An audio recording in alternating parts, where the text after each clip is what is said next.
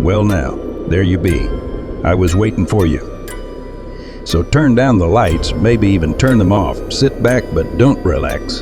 In fact, you might want to look behind you before we even get started. Oh, and please don't forget to like and subscribe to Creepy Tales, because you might not get another chance after we get started, know what I mean? And speaking of getting started, your journey into this episode of Creepy Tales starts right now.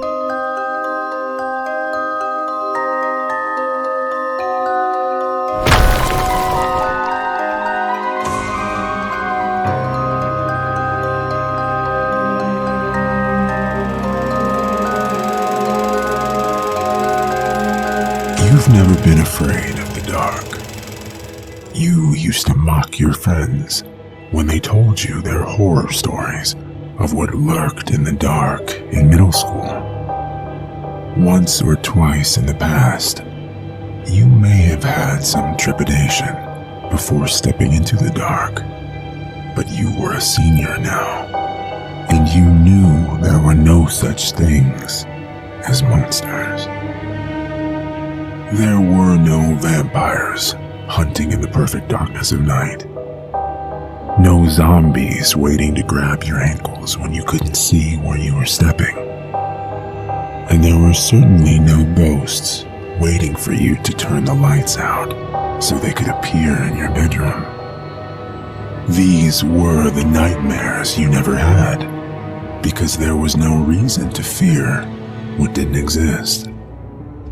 You never had a reason to fear the dark. But if you had, maybe you wouldn't be where you are right now. It was always a show of fearlessness when you took the unlit alleyway as a shortcut on your way home. Not every time, but when you were walking with some friends and the opportunity presented itself, you would slink down that path while they went around. Hoping they wouldn't notice you were gone, you'd wait until they were just about to the other end of the alleyway, and you'd leap out and give them a scare. You farther solidified their fear of the dark, while alleviating your own with each uneventful trek through the darkness. At least until that time, where it took your friends a little bit longer to realize you were gone. For the first time, you encountered something unexpected in the void of light. It grabbed you, choked you, and as you thrashed, you felt even more of these beings as they grabbed your arms and legs and pinned them. The last thing you heard before succumbing to unconsciousness was the panic voices of your friends calling out to you.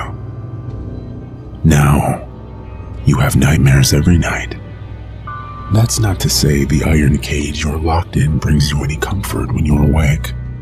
The grimy metal encloses all around you, not giving you enough room to even stretch your legs. You have a single pillow, unwashed for who knows how long, that you rest your head on, curled up in the fetal position while your naked body shivers on the cold floor. No, there is nothing you want to be awake for, except to escape what you now see every time you close your eyes. When you're lucky, you're still just in the cage. At least time passes quicker that way. But more often, you imagine the grotesque faces and shapes of the monsters that now hold you and what their plans might be. These nightmares have become deeply ingrained into your mind, and the idea of monsters no longer seems so laughable to you.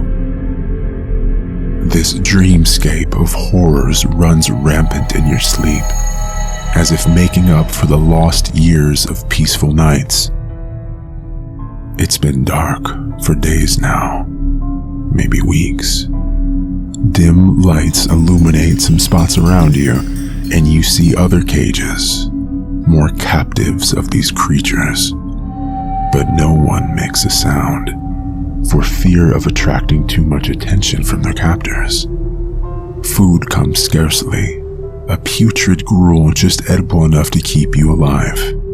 You eat it, praying that salvation may come. But this routine continues, day after day, wearing you from your hopes and prayers.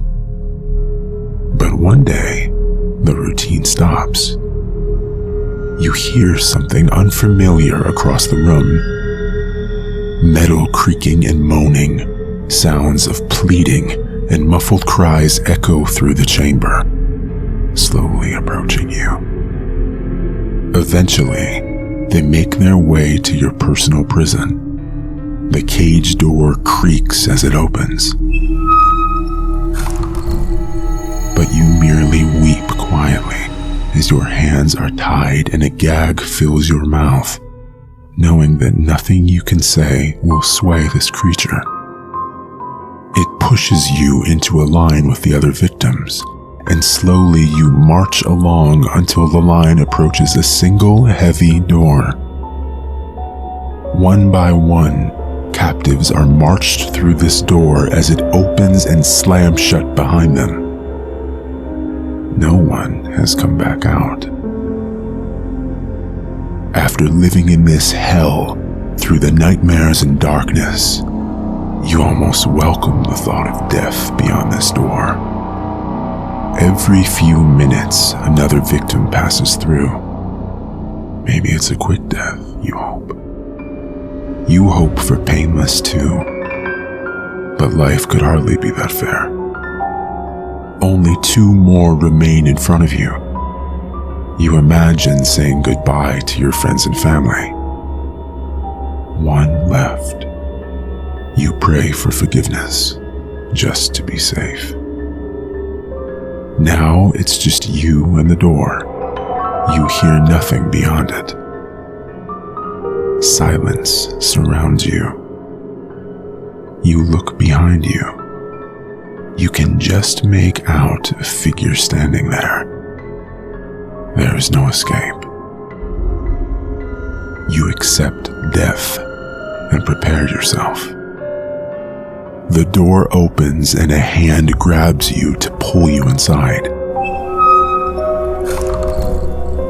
You hear the door slam shut behind you. The same hand pulls you forward by the wrist a few more steps. It is unmistakably human. It lets go, and after just a moment's wait, a bright light blinds you. It seems brighter than any light you've ever seen before. You turn around and try to find the source, but suddenly that never-ending silence was broken by the murmuring of voices. You stop moving and hope for your vision to return as quickly as possible. Gradually, you begin to make out faces. People. They stare at you in near darkness from slightly below. You finally find the source of the light above you, and you realize you're on a stage.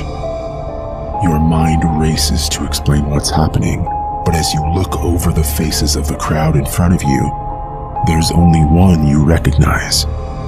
A teacher of yours, Mr. Corman. You're in his physics class right now, and you can tell by the shocked look on his face that he recognizes you. You try to call out, to beg for help, but the gag ensures only muffled nonsense comes out. You only get to plead for a few seconds before a voice booms over an intercom. This is the last one for tonight, people. So lay down what you've got now. Bidding starts at 10,000.